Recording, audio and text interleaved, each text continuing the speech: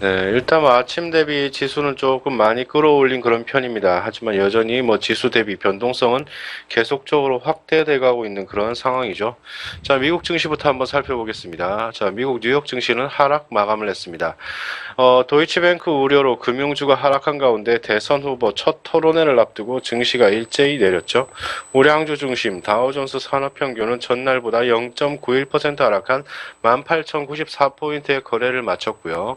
대형주 중심의 S&P 500은 0.86% 내린 2146포인트, 그리고 기술주 중심의 나스닥은 0.91% 하락한 5257포인트의 거래를 마쳤습니다. 이날 하락 출발했던 지수는 장중에 내림세를 계속적으로 이어갔습니다.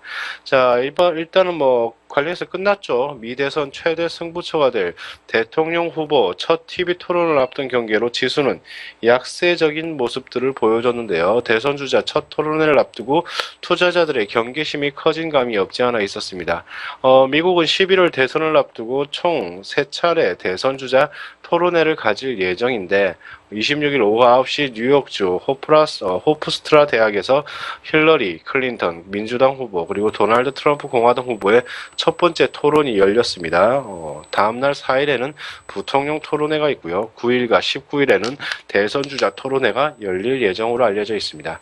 자, 전문가들은 그동안 증시가 대통령 선거에 따른 영향을 크게 받지는 않았지만 이날 토론 결과 때문에 특정 후보자에 대한 지지율이 크게 올라간다면 시장도 이에 따라서 반응하게 될 것으로 현재 예상을 하고 있습니다.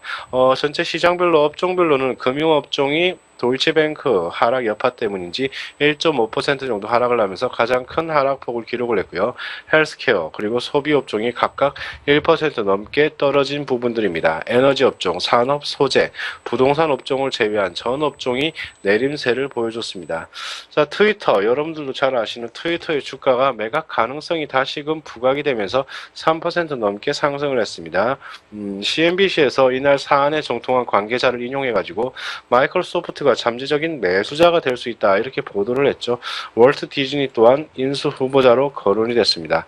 그러면서 마이크로소프트 그리고 월트 디즈니의 주가는 각각 0.9% 그리고 1.4% 하락을 했습니다. 자, 뭐 오펜하이머 쪽에서는 트위터의 투자 의견을 시장 수익률 하회로 하향하고 목표가도 지난주 마감 가격인 22.62달러보다는 25% 정도 굉장히 낮춘 17달러로 제시를 했죠. 자, 제약회사인 화이자의 주가도 회사 분사 계획을 철회한다 이런 소식 때문에 1.8% 정도 떨어졌고요. 자, 아까 잠시 이야기를 했다시피 약간은 좀 문제가 될 수도 있는 도이치뱅크, 독일 최대 은행이죠. 도이체방크의 주가가 급락세를 보여주면서 미국 은행주들도 하락 압력을 받았습니다. 골드만삭스 그리고 JP모건의 주가도 2% 넘게 하락을 했네요. 독일 프랑크푸르트 증시에서 도이치방크의 주가가 미국 법무부가 어디서 많이 들어본 내용이죠. 주택담보대출 유동화증권 부실 판매 혐의 때문에 140억 달러의 벌금을 부과한 이후 자본력에 대한 우려가 커지면서 7.5% 정도 급락세를 나타냈습니다.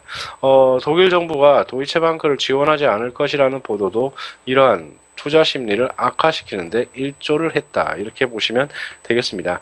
자, 투자자들은 일단 연방준비제도의 올해 기준금리 인상 가능성을 가늠케 해줄 연준 위원의 발언 그리고 경제 지표에도 주목을 했습니다. 지난주 연준이 기준금리를 동결을 했지만 3명의 의원이 반대표를 행사했다고 하죠. 제닛 옐런 연준 의장도 올해 안에 금리가 인상될 수 있다 이렇게 부분들을 시사를 했습니다. 지난 8월달 미국의 신규 주택 판매도 내림세를 나타내면서 주택시장 회복 모멘텀이 약해질 수 있다는 우려를 높였고요. 미 상무부가 8월달 신규 주택 판매가 전월 대비 7.6% 감소한 연율 60만 9천 채를 기록을 해가지고 월간 기준으로는 2015년 9월 이후에 최대 감소율을 보여줬습니다. 마켓워치 조사에는 60만 채 정도였죠. 아무튼 간에 뭐 제프리 레커 리치먼드 연방준비은행 총재는 12월 기준금리 인상 근거가 강해질 것이다 이렇게 예상을 했습니다.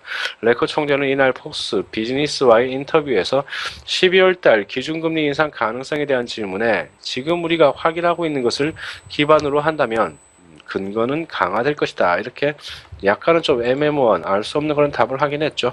하지만 지금부터 그때까지 경제 지표가 좀 더 나온다면서 지켜보자 이런 식으로 이야기를 했습니다. 자, 아무튼 간에 뉴욕 쪽에서 애널들도 마찬가지 투자자들이 대통령 후보자 토론회를 앞두고 긴장한 모습을 보였다 하면서 이 때문에 이날 시장의 공포지수도 크게 상승했다고 평가를 했습니다. 현재 클린턴, 트럼프의 지지율 차이는 박빙을 보여주고 있지만 토론회 이후에는 극명한 차이를 나타낼 수 있다면서 이는 주식시장의 변동성을 키울 수 있다 이렇게 예상을 했습니다. 민주당 힐러리 클린턴 후보 그리고 공화당 도널드 트럼프 후보는 미국 동부 시간으로 오후 9시에 TV 토론을 진행할 예정이다 이렇게 말씀을 드렸고 벌써 끝났죠. 두 후보가 내세우는 경제정책의 차이로 인해 가지고 TV 토론의 결과에 따라 증시도 반응할 것으로 전망이 되고 있고요.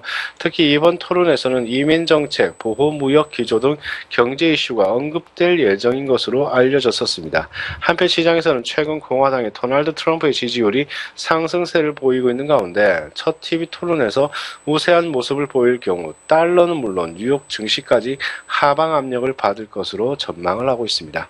자, 지수적인 부분들은 여기까지 보도록 하시고 그렇다면 유가적인 부분들 한번 살펴보도록 하겠습니다. 자, 뉴욕 유가는 주요 산유국들의 가격 안정 조치 기대에 상승을 했습니다. 뉴욕 상업거래소에서 11월 말 서부 텍사스산 원유 WTI 가격은 전 거래일보다 배럴당 1.45달러 상승한 45.93달러에 마쳤습니다. 주요 산유국들이 이날부터 사흘 동안 알제리에서 열리는 국제 에너지 포럼에 참석해가지고 산유량 동결 등 시장 안정 조치를 위한 비공식 회담을 개최할 예정입니다. 자, 국내 증시 한번 살펴보도록 하죠.